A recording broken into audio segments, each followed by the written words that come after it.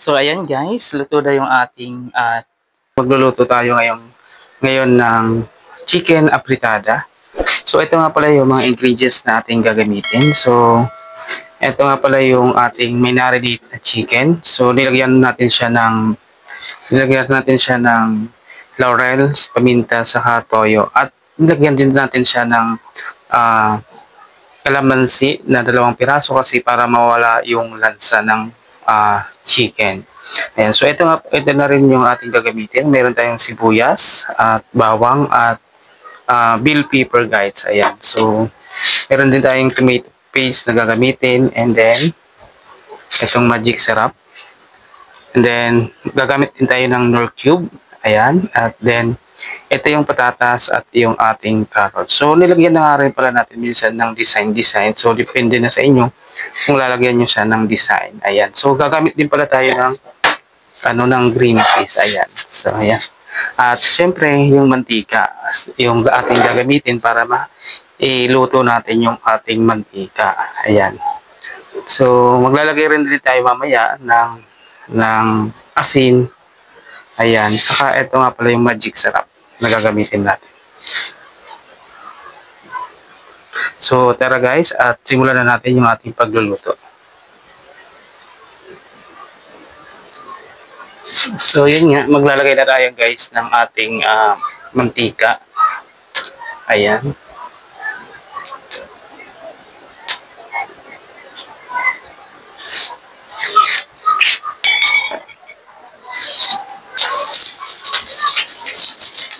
So nilagay na nga natin yung ating sibuyas at bawang. Ayan. So igigisa muna natin ito guys.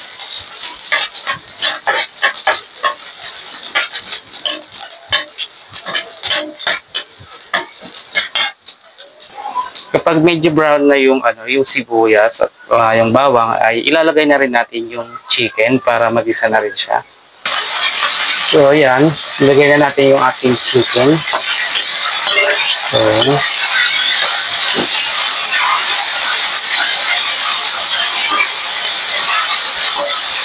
kapag medyo nag-isa-isa na siya ng konti yung ating chicken, pwede na natin siya lagyan ng tomato sauce. Ayan. O kaya tomato paste guys. Ayan. Kailangan mo na medyo igisa ng mantika yung ating chicken para di siya malabsa. Ayan.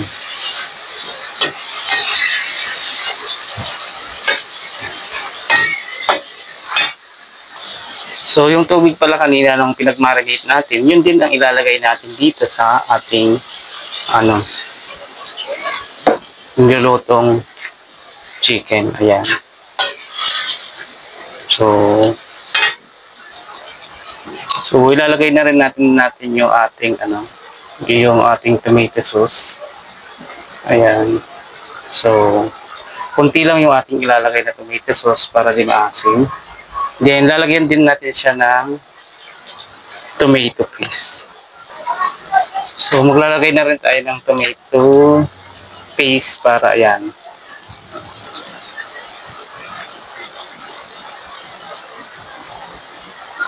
So di natin pwedeng ibusin itong ating tomato paste kasi baka masobrahan siya.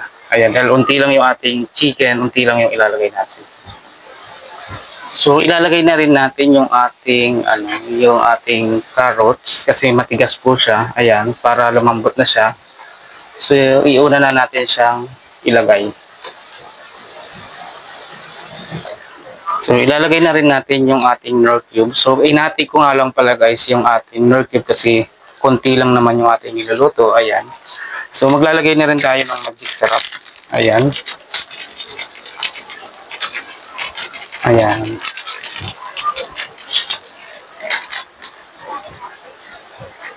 So haluin na natin siya.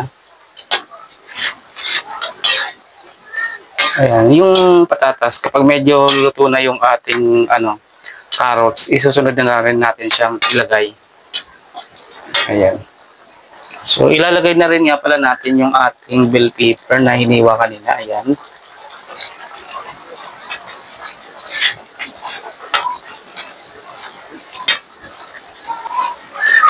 So, at dahil wala tayo guys, liver spread, so maglalagay lang tayo ng ating, ayan. So, ito yung sikreto para makatipid tayo sa ating nilulutong kaldereta apritada. Ayan. So, maglalagay tayo ng Mang Tomas. Ayan. So, parang sarsa. Ayan na yan. Para sumarap yung ating nilulutong apritada. Moments later. Yung ating, yung ating green peas. Ayan. Moments later. So, yun guys. Luto na yung ating chicken apritada. Ayan. So, tikman na natin guys yung ating niluto. Yun, sarap. Okay na. So, ganun lang guys kadali magluto ng chicken apritada. Ayan. So, huwag nyo nang kalimutan i-click ang subscribe button guys. At hit the notification bell para updated po kayo sa lahat ng videos ko. Ayan. So, thank you guys for watching and God bless to everyone. Ayan.